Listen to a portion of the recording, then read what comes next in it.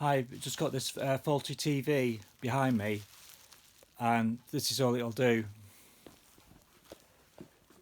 Do not power off, scan. It just keeps scanning it over and over again from 0 to 100.